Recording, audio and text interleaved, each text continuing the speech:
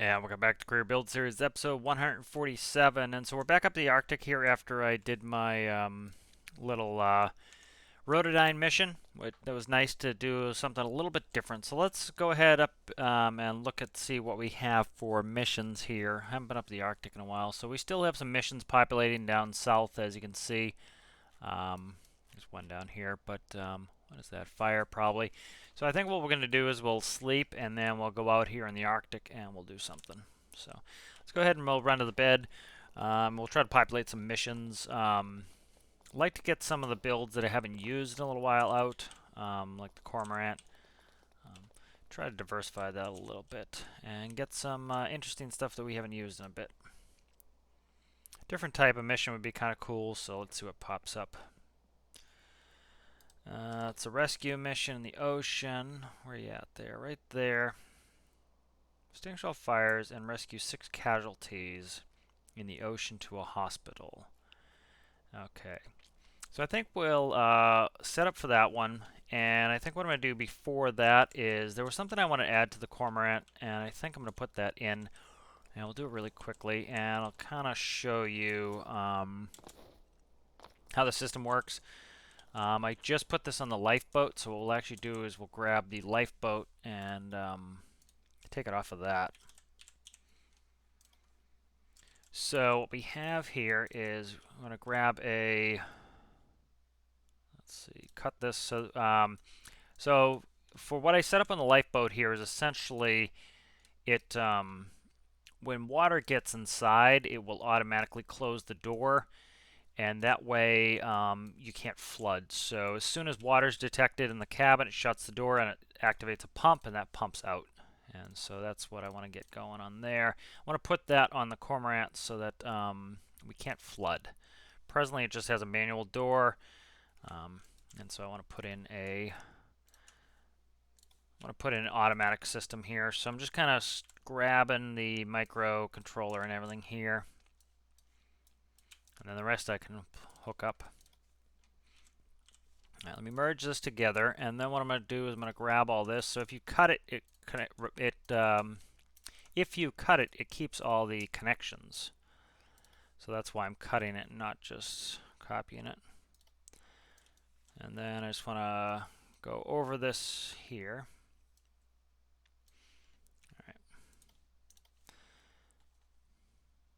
And I'll save this as, actually I don't want to save it yet. Let me go ahead and I'm going to change the colors while I'm here. There we go. All right, now let's save it. So this is going to be auto shut door. Yep. That was a typo. All right, let's grab it again. Copy it. Let's grab the Cormorant. All right. And so let's see.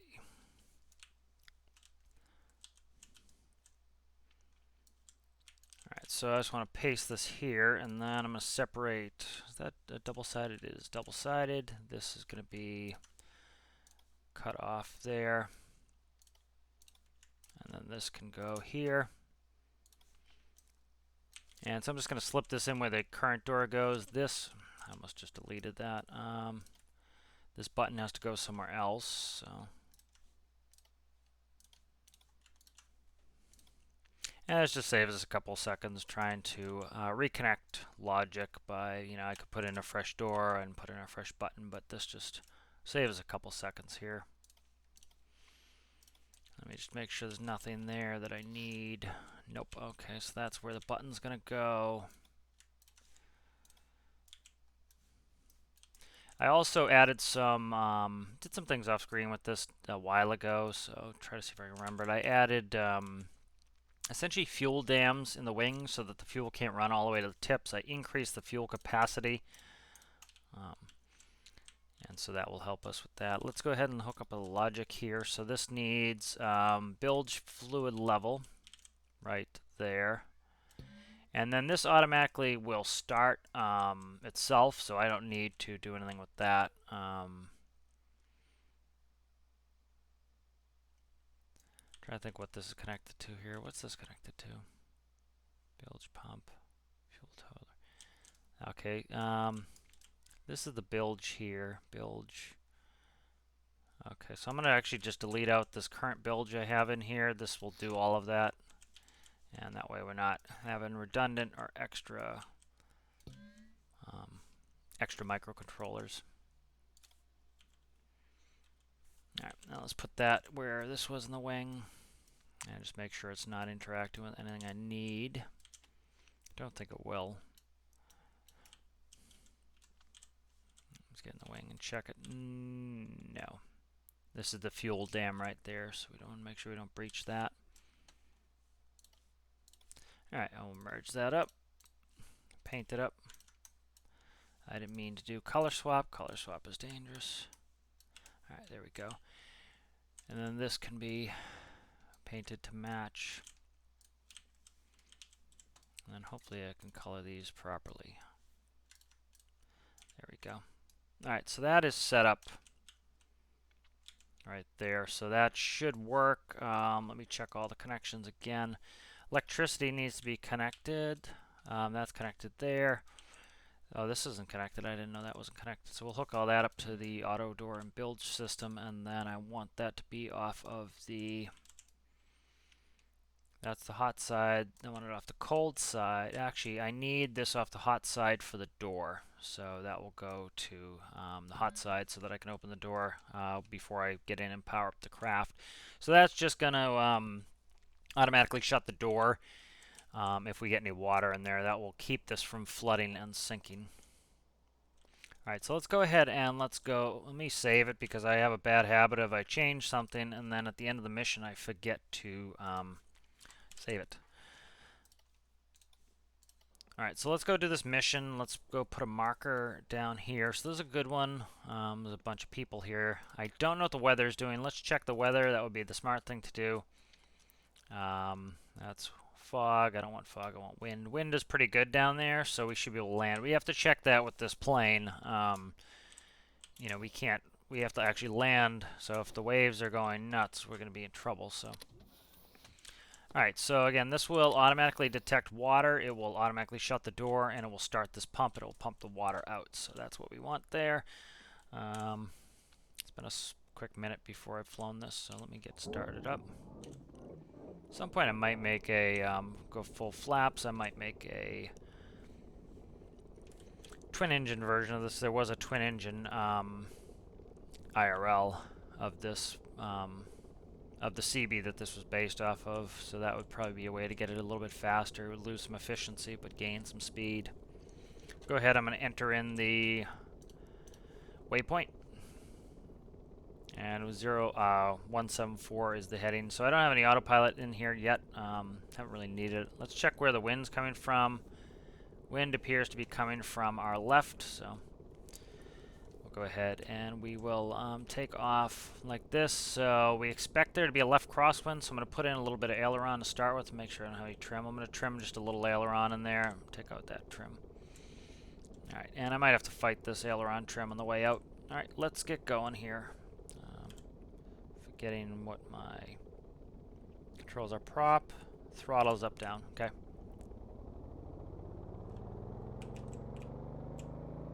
Alright, so we're up here. Let's go ahead and put the gear. Flaps are coming up. Alright. And let me put the gyro on. Okay, was it on already? I don't know. It's weird. Alright, and I can take out that trim. That was just for takeoff there, that roll trim. I do have a lot more fuel on board now. I used to have 200 gallons. I have about 368 gallons to start now. 178 heading is where we're going. I'm going to go ahead and 4 minutes out. We're not burning a ton of fuel anyways, so we're burning... the TTE gauge is not working well. I need to do something with that. A gallon per hour needs to be cooked up. And I need to trim a little bit here. Okay, this for some reason is no longer a toggle. That should be a toggle, so I need to fix that. happened to that. Alright, one. We still need to turn about 20 degrees to the right here. There we go. Kind of, I got a little bit of a drift angle in there. Let me see. 355. I'm going to keep the speed up here. So I'm going to keep my prop at best speed, which is about 30. 31, something like that. Maybe 30. Let me try to find it. About 175 is probably about our best speed, so that's good. Nice fast speed. 180, 179, perfect. So we're headed right there. We'll be there in 3 minutes. And yeah, 9 nautical miles. So nice calm seas. That's what we're looking for with the Cormorant. We have to land on the water, so we want that. I didn't turn on my lights, which I should get in the habit of doing. Nav lights and beacon need to come on, so I need to do that. Like, I can hand fly this pretty well, as you can see, but it is nice to have a... you know, the gyro acts like a wing leveler in a real... You know, they used to have these in the older planes back when, you know, they didn't have advanced autopilots, and so you'd have a wing leveler that essentially kind of did what the gyro did, was it would just kind of try to dampen your wing from motions, and it would kind of keep you straight. And then you had like manual heading holds, kind of old-timey and pretty basic, but they, you know, reduced workload, that's the whole point of an autopilot, is to reduce workload. It's not to check out and not pay attention. It's so that you can reduce your workload, and especially if you're flying a plane by yourself, you know, especially if you're in IMC and in instrument conditions where you can't really see outside for reference points, autopilot can, you know, help maintain your altitude, so you can cross-check your gauges. You know, so it's a lot of it's for workload reduction. All right, so we're going to keep the power up here. I just want to keep the speed up. You know, we have plenty of fuel, and this burns. You know, the diesel's cheap. You know, we have about maybe $1,000 of diesel on here, and, you know, we're going to get good money off this, so I could burn up all the fuel, which I won't, but, and still have plenty of good fuel. Alright, we are now a little over a minute. So, you know, this is why I keep checking so often, is you always want to cross-check, and especially it's important for me to keep checking now because, you know, this moves so fast that I have to continually cross-check. So we're going to start getting ready for a landing here. So I'm going to start bringing down my throttle. I'm going to start bringing in flaps. And as I increase my lift from the flaps, I need to push my nose down. That balloon's very much realistically like real life. You see we just gained 200 feet. You'll do that IRL if you're not careful. Yep, I need to be careful not crashing in the water here. It's a little bit hazy, so it's hard to see. So I'm looking for this rescue here, 177. It's going to be off to my right here a little bit. We are real close, so I'm trying to see it. Yeah, so we're, did we pass it? We passed it, I think. No, we didn't pass it yet. I'm just aiming the wrong direction here. And I'm looking for, you don't want to bank too hard. When you bank an aircraft, you're trading your vertical lift vector, which I'm doing right now. Oof. You're trading your vertical lift vector for horizontal lift vector, and that causes that problem where you stall. It increases your stall speed. And let me do this here.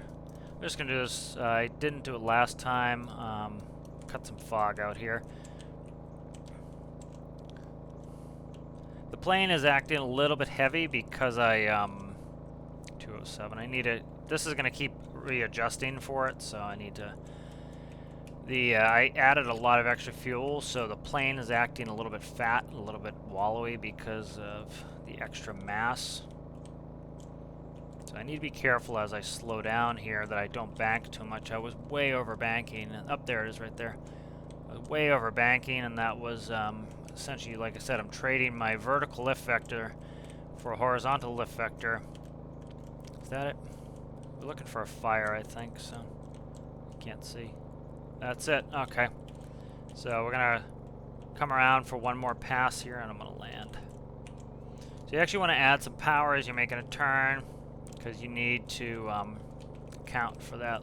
You know, you're trading energy off again. You're trading energy for keeping you aloft for making the turn, well, you need to add some energy to be able to do it. So just kind of looking. I wish I had head tracking. Head tracking would be cool. Probably something I could do to kind of just make it control my mouse. Right, even if we land a little bit long here, which is fine, we can get really slow in this. About 75 knots, we touch down nicely. One of the issues, I need the gyro on in the water. You see how it's trying to put our nose down? That's because the prop needs to pitch to counteract the effects of the water drag, and I need the gyro on for that. So I don't know how that got screwed up. So I'm manually doing it right now, pitching my nose up to keep us from having an issue here. So I kind of need to hold it the whole time, where the gyro will hold that for me. What I can actually do is I can actually trim it all the way up like that, and now I can take my hand off the controls. Alright, so we're getting close here. I'm going to start bringing down my prop pitch. Once that gets to about 0, we'll come to a nice little stop here. Okay, that's good there. Let's go ahead and grab a quick snap of this. You notice it's not, or it shouldn't be leaning on that wing. It was leaning to one side or the other before. That was because I didn't put fuel dams in, so the fuel was able to run all the way to the tip of one wing. They can't anymore. They're kind of limited to the central area of the wing. So you actually have, usually you'll have like valves that will do that, IRL.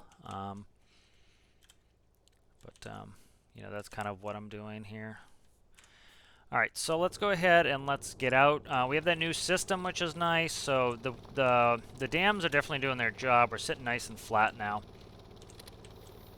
Alright, let's get on out. So with this new system, I can leave the door open. And that's going to allow it will automatically close that door if it needs to. Like right there, see it?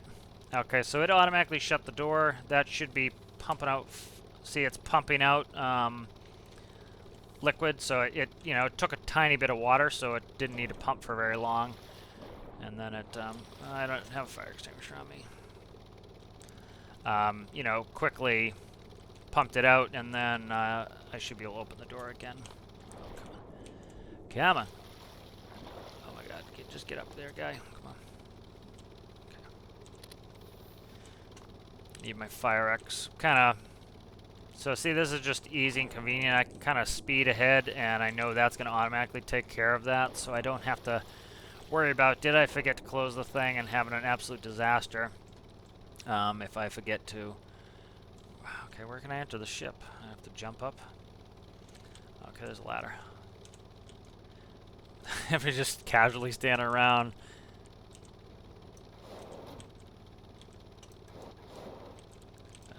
I'm afraid to just jump down there and burn, so I'm going to come in here. An interesting little boat.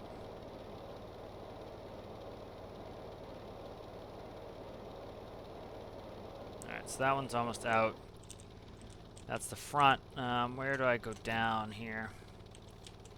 That's the front again. Nope, that is, what is it? That's a closet or something, theoretically. Let's go down. That's the bathroom. A lot of clipping in here. Not a big deal, but it's that's something that I don't like doing in my build, just having a bunch of clipping. Okay, there's a fire in here.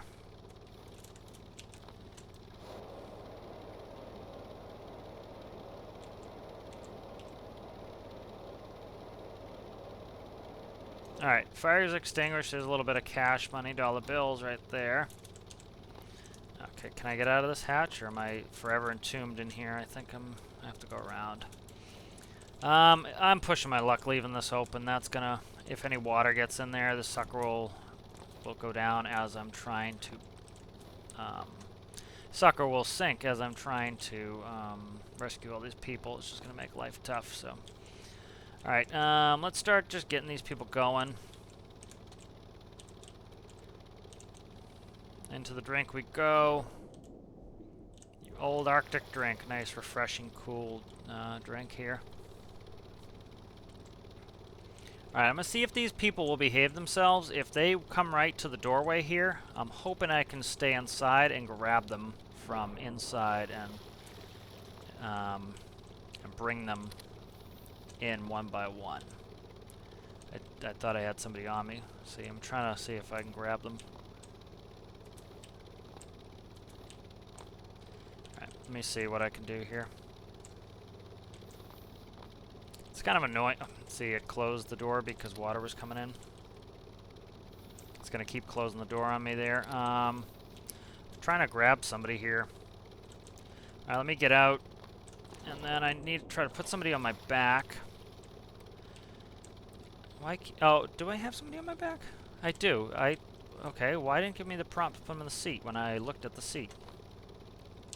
I don't know, man. I'm hoping these people don't sit back there and get chopped up by the propeller. This guy is really asking for it. This guy's looking for the death here. I think he was. I think he started the fire. Don't have enough seats for everybody. I do plan on putting more seats in there, but I don't really need all the seats in there. As long as they don't bang around and glitch into the walls. Oh my God! Why are you trying to drown me? Just get up there, dude. Okay, get in. Probably should shut down the prop. That would be the wise thing to do, but I'm not going to. I want to keep the battery charged up as much as possible with the engine running. So, see, the water's just barely... Oh my God, stop trying to drown me. There we go. Just barely above the water line. There, just shut the door on me. Which it's doing its job. That's exactly what I want it to do. Every time, I want it to shut it. And then that's going to always keep it. See, I need to come in at this angle here, and that's where I need to jump up with somebody on my back at least. So that's coming up with some procedures to make this work a little bit better. Alright, I think, what do I have there? 1, 2, 3, 4, 5, 6, I think. 6 seats in there. So there's 6. I think I had 8. There's 2 in the bow, I believe. I'm going to leave this all open. I don't care if it sinks after I leave. Let me check the mission. What was it? 6 casualties. Okay, so this must be number 6, and I miscounted. Would not surprise me. Alright, so let's grab this last one. Again, this system works really well. As you can see, auto shutting the door. It really allows me to forget and just move on with my day. Oh my God, don't hit the prop. I really should have shut that off. Come on, man. Just get up the thing. You drive me nuts now. Okay. It's like I have to jump and crouch at the same time to get this to operate. Okay, we're good. Let's get out of here. 1, 2, 5, 6. So yeah, I have space to put some more seating in. I will. Actually, you know what? Give me my special little helper. Alright, let's go here. Hiya. And, alright, so I'm manually having to hold my nose up here, which the ooh, I need to retrim. Okay. Trim. Aviate, navigate, communicate. Here, we're gonna aviate first, we'll fly first. Then we'll worry about all this other crap. There we go. And then I don't know why I put in all that roll trim. Alright, so I have full throttle in there, so I'm not really concerned. And where you have some good altitude, we're up 2,300 feet already, so I'm not really concerned about that bank I had. Adding a lot of extra fuel, it will hold 360 gallons. The more fuel you add, the more mass you have, of course, and the harder it's going to be to operate. And so we want to kind of account for that. So let's head up to here, and then I will go in on the lake from there. 006, so we need to keep coming to the north here. We're descending quite rapidly, even with this fog. I can, you know, need to keep an eye on my altitude here. Okay, so let's so watching our trends here. See how we have a slight descent in there, so I'm trimming up. And then that stops, and then I'm going to trim it so that it holds it. That's essentially what the gyro is doing. It's almost acting like auto trim. Not quite, but it's kind of doing something like that. All right, we're not exactly on course. We don't need to be. Time to waypoint 4 something minutes. So I'm going to keep us at full speed. I'm not going to screw around with decreasing the prop. See, it looks like 28.6 is actually giving us was giving us a little bit higher of a speed, just by a knot or two. Yeah, so that could be our best speed, about 28.6. You know, we burn more fuel, definitely. We have about 50 minutes, a little less than 50 minutes, let's say 45 minutes of endurance, going 178 knots. So, you know, let's show you again. If I were to put the prop 100%, I don't lose that much speed, but I gain a ton of performance. But I need to pitch up again. I'm losing energy, so I need to increase my pitch, losing lift. And increase my pitch will regain that. So as you can see now, we have 168 minutes of endurance now. We lost a bit of speed. We lost about 60 knots, which was about a third. So we lost a third of our speed, but as you can see, we gained considerably. We gained about maybe about 2/3 endurance. That tends to be what it works out to be. We're actually not getting low volts. That's probably because I left no, I didn't leave infinite electricity on, so vehicle damage needs to come on. I guess we're just making enough electricity. No, we're losing electricity, but it's very, very slow. So, you see the voltmeter's right on 0.01, so we're producing enough electricity. I added the bigger battery. That was one of the things that was causing a lower voltage, I think, so it's holding electricity a little bit better now. So you see, we did lose a bit of speed, but we've gained a lot of efficiency. I don't really care about efficiency right now, so what I'm going to do is I'm going to start bringing the prop back. It's less resistance on the motor.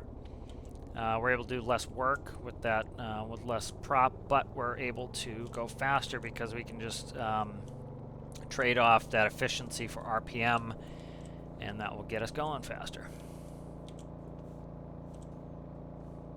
But good little mission here. So that's 6 people. They're about $2 grand a piece, 12 and 3 for a fire. So we're talking 15. And like I said, the entire tank of diesel cost us about $1,000. So worst case scenario, you know, we'd make 14,000 profit. But as you can see, we've only burned about 68 gallons so far. So 68, I forget right off the top of my head what the liters to gallons is. I need to get the correction.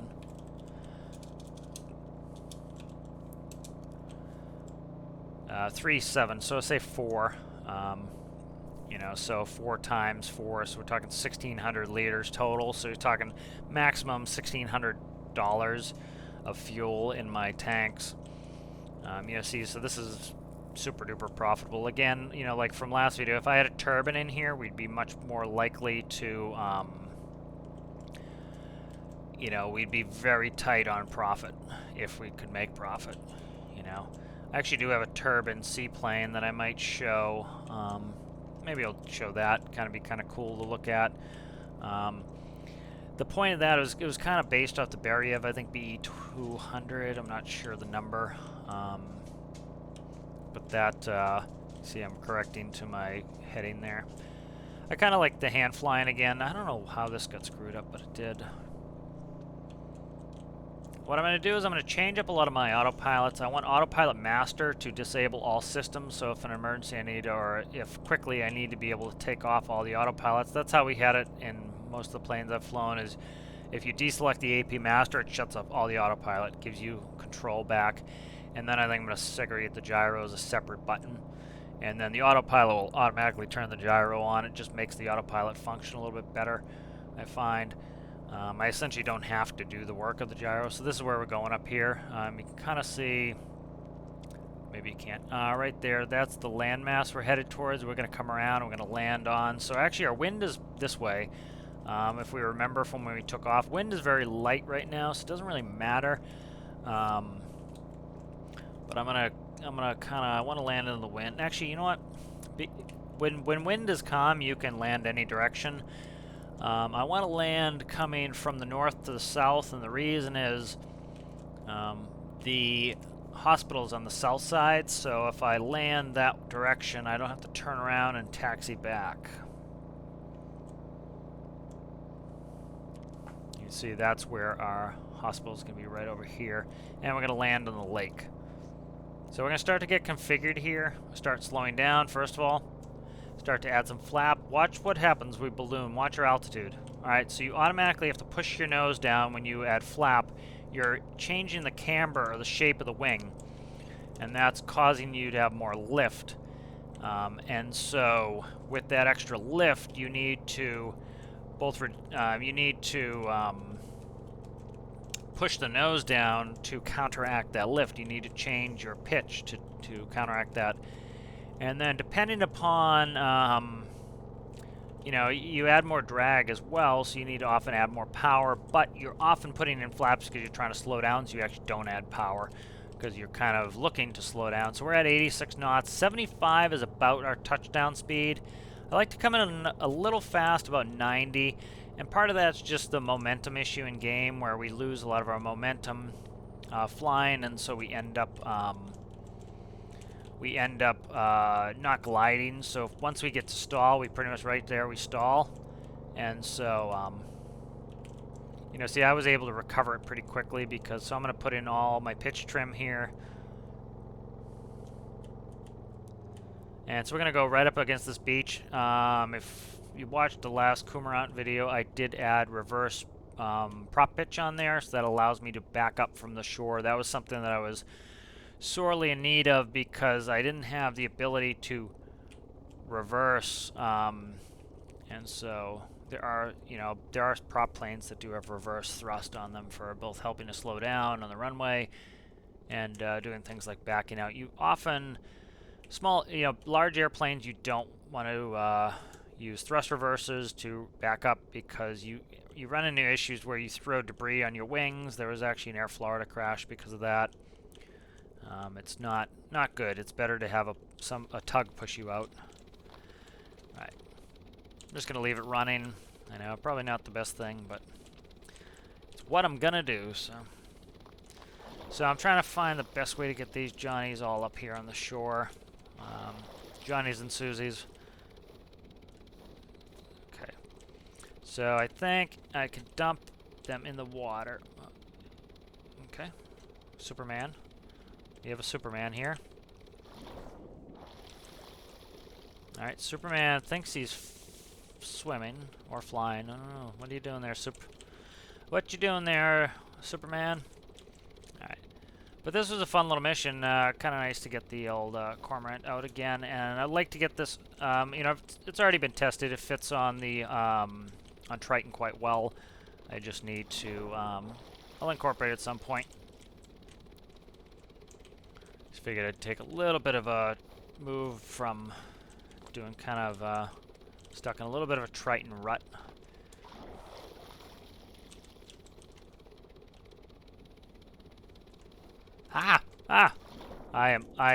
The main reason I need to shut the engine off is because of me trying to consistently walk into the propeller.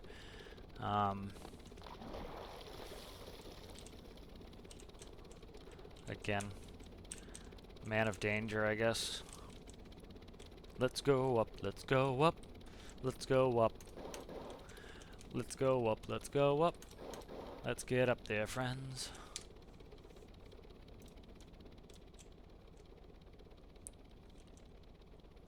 Always nice to get pictures in the Arctic. Find it to be very scenic.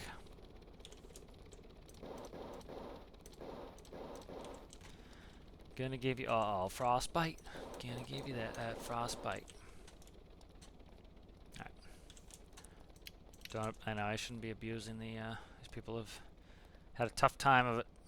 I'm going to throw this person off my back because I can actually move faster if they're not on me. So that one, this one already has an eye patch, so they already have issues with, I've already had some sort of catastrophe. I don't need to exacerbate it for them.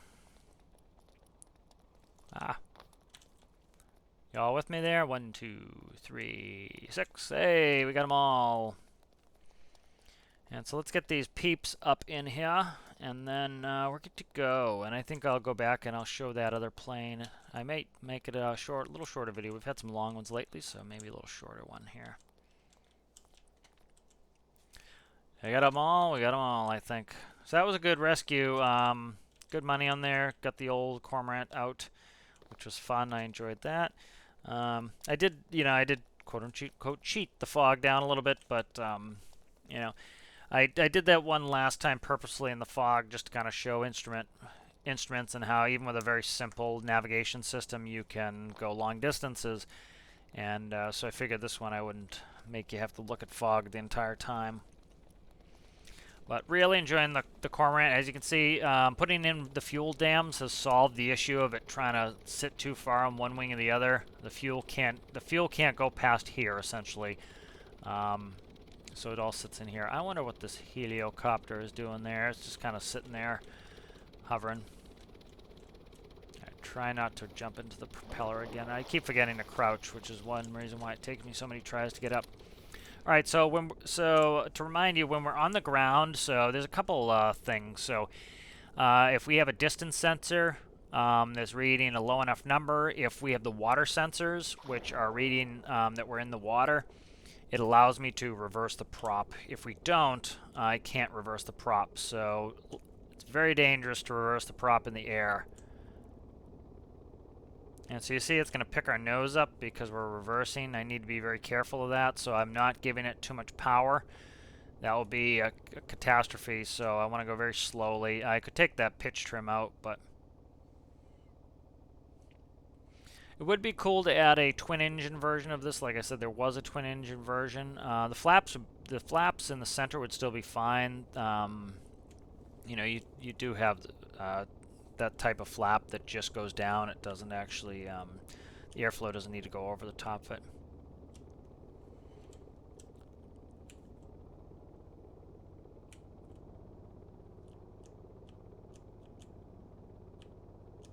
Okay, I'm just adding enough prop to get us moving here. Kind of feeling the prop out, seeing how much prop I need to get moving. So it steers well on the water. There is a fin under there. On the real CB, which this was inspired by, it had a actually pretty sizable rudder. You need rudders in the water to really turn well. All right, so once we get straightened out towards that mountain, I'm going to start cramming prop in, and then power. And once we take off, I need to fight the pitch trim I put in there. Quickly trim. That's something you do IRL. Is we used to have to put in. We had a number on our trim gauge, and we would set the number for takeoff. And then as soon as we get in the air, we'd have to retrim. That was to help you unstick so you could get off of the ground. I'm actually going to put my flaps right back in and cut my power a little bit. We are just going to go to, we're just going to go ahead and go to Tajin. And then I'll show you that airplane, and I think we're pretty good on time there. So I'm actually going to come in this way. It doesn't really matter what direction I land when the wind is very light like this. So I'm going to come in, and so I'm kind of on a right base, and Tajin's right there. One thing you find is when you really fly, you tend to, the more experience you have, you tend to find airports pretty quickly. I'm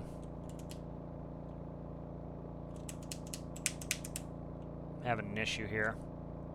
Okay, I'm having an issue. I can't control my throttle. What the hell is going on here? Okay, I can't control my throttle right now. My keyboard's been having issues here. Let me try one quick thing. See if it is a keyboard issue. Stand by 1 second.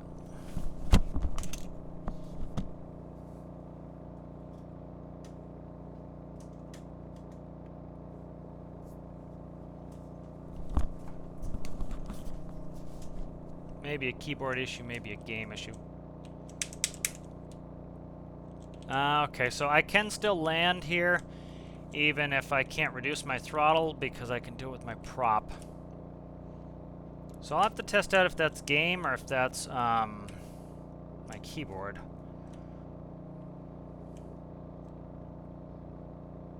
What? Okay, I have a ton of. You know what it is? I have a ton of yaw trim in there. No, I don't. What is this trim here?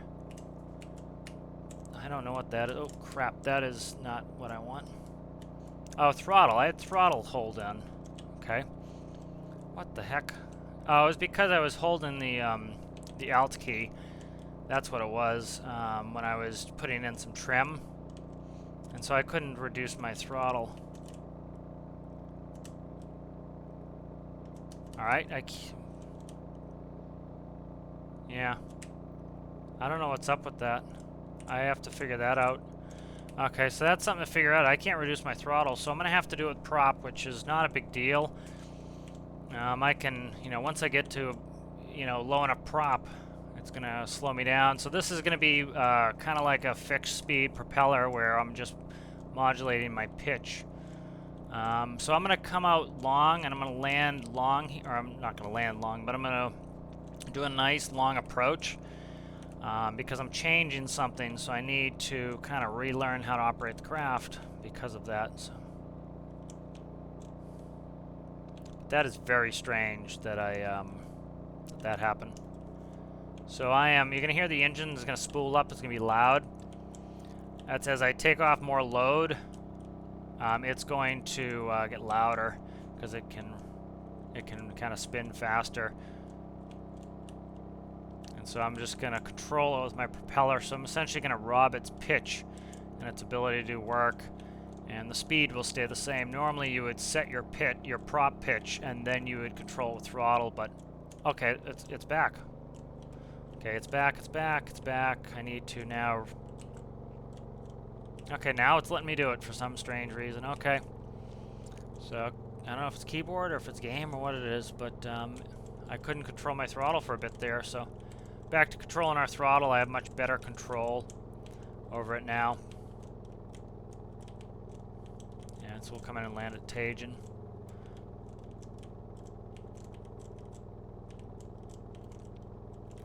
There we go. Nice. We're going to put a greaser. Greasers when you have a nice soft landing like that.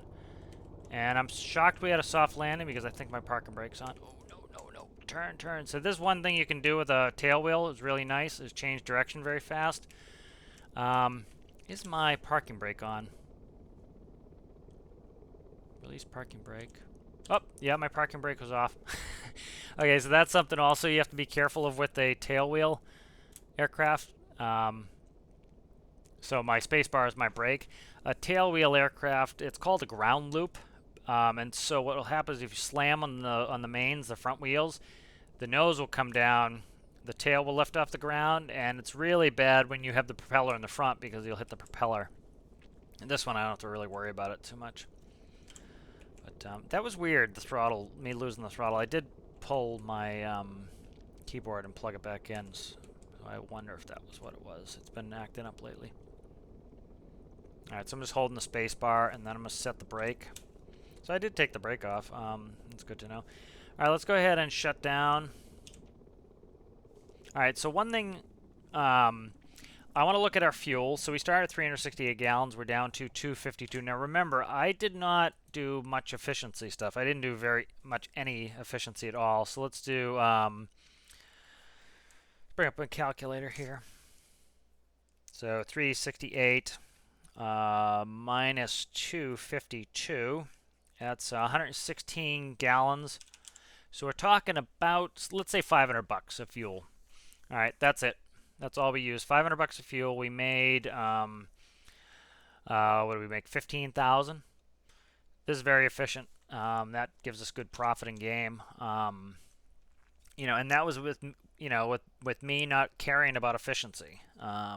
The old, before I changed, the fuel tanks were actually bigger before. I added dams in here that will stop the ends from being able to be filled up with fuel. The difference is the spawner, I just increased the fuel on the spawner, so I could actually reduce the fuel and probably have better performance as well, but I don't really care all that much to do that. It doesn't really matter. It's just an option. Let's go master power off. All right, and so that was a fun little Cormorant video. Again, I kind of explained how I'll often say Cormorant. That's because in the Boston area, we do not use the letter R. So sometimes old habits come up. I think this is the same. Okay, so this is the same one here. Let me just save it again. All right, let me bring up my seaplane. No. At some point, I need to pull like some old builds and some duplicates off of here. You know, I do backup saves on everything. I would love, I need to get back into the Warzone videos. I might supplement those for one of the career build series during the week or something. I love this SU-24. It's really good, but it uses mods, so I think I want to strip out the mods. As much as I like Thales mods, which I really do, the issue is that you know, it makes it hard for people to use it if they don't have the mods. Like this is miniature engine parts, like stuff like that. I'm not going to use mods in the sense of modded parts unless the devs put in mod support, and that's just because I want mod support if I'm going to do it. So this is the amphib I said I was going to show you. It's kind of cool. This was going to be, you know, maybe I'll bring this out at some point. Again, like I was saying, a lot of the landing gear have been misbehaving lately. Oh, that was a physics issue that somebody pointed out to me. You know, I always have my physics set to high, but I ended up having a situation where I think during one of the updates they broke it. So it was CF. CF, you know, said make sure your physics is on high, and I was like, my physics are always on high, but I wonder if one of the updates, the devs, it pushed out and it changed, you know, what your settings were, and that ended up being what it was. One of the updates, I think, it pushed it so that my physics went back to auto, and that caused it to actually. That's like last couple of videos, like I was complaining about my crane misbehaving and ropes misbehaving. That was because the physics was set to auto. All right, let's go ahead and go in this. So this is a turbine aircraft. And it has, it's multi-leveled. It's kind of cool. You know, this would be just like beds and sleeping down here. I haven't touched this in forever, but kind of a cool little amphibious proof of concept. But this is a sealed area so that you can come in and out and you don't have to worry about water. It has a lot of seating in here. It's very basic. I didn't do much to it, but this can land on the water. And let me save here.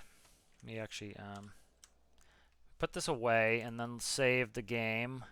And then we'll go take this for a quick little flight. Yeah, I'll take this for a quick little flight. Just kind of show it to you. I haven't used this in forever, so who knows? But yeah, maybe I'll finish this at some point. You know, it's nice because it's fast and it lands on the water. Kind of like the Beriev, I think it's BE 200, but I haven't done much with it. You know. Let's see, turbine. Okay, that's because that's a controller from another. See, there's rotor clutch. That was just me throwing something on from another build. Throttle. Yeah, I have to manually control my throttle, which is a pain. I don't know what that is. Brakes? No, maybe not. Oh, that's gear. No wonder it was putting me on the ground. Okay. Alright. Way too much. Yeah, let's go take this for a little flight here and just land in the water. We'll kind of call it an episode, I think, but it would be kind of cool to finish this up. You know, as you can see, it needs cockpit work. It's both inspired by the Beriev seaplane, and it's also inspired by the IAI Westwind. The shape is very IAI Westwind, which was an Israeli plane. Kind of a cool shape. I used to see them a lot. Not a lot, but I used to see them in Florida when I was flying corporate. But don't see them much anymore. So yeah, that front gear is going to act hokey because it's something they did. But flies really well. And then let's do a quick little landing on the ocean. You know, this is nice because I don't know what the speed is. That's probably knots there. That's probably 225. But you know, it's nice and fast, but it's going to burn a lot of fuel. You know, so it'd be kind of cool to get this in. This is amphib, lands on sea or land, but it would be cool to kind of play with some of these old builds. What's my approach speed there? 90 knots. I'm losing speed too quickly. There we go. I want to land a little bit faster with this, around 90 knots. And then we'll start to chop. And then we'll flare a little bit, and we'll just touch down. And so as you can see, it sits in the water nicely on its belly. That's how the Beriev sits. And then you can do rescue missions. And then very well balanced,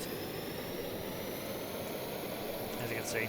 So takes off well. It, you know, nothing's tuned. There's no PID tuning in there or anything else. So put the gear down, see if I can do a quick landing at Tajin, and then we'll call it a vid, I think. Kind of cool to, you know, look at some amphibs, some seaplanes. Yeah, this definitely has a gyro on because it's fighting me the whole time, which isn't the worst thing. I'm going to bleed off some speed with kind of a hammer turn here. Not the end of the world if I crash, because that's why I saved before, as I haven't used this in forever, so who knows what's going to happen. Plus with the landing gear misbehaving recently. But might be cool to get something like this in. This is kind of a cool plane. You know, just add some new dynamic to it. There's a whale down there, right there is a whale. You can see his tail. I'm a little bit crooked. This would be a go-around IRL, but I'm not going to worry about it. Just lean a little bit there. Okay, let's chop it. Gorgeous. Okay. So yeah, that's you know, just kind of figure it'd be kind of cool looking at an old build here. It has very spindly gear because you know, I wasn't to that stage yet. It was just get it to function and work right, and then once it functions and works right, you know, that's when I go into decorating. But kind of a cool little plane. You know, thought that would be kind of neat to show off. If you liked the video, please consider giving it a like. And if you have yet to subscribe and you enjoy my content, please consider subscribing. And I will see you in the next one. Bye.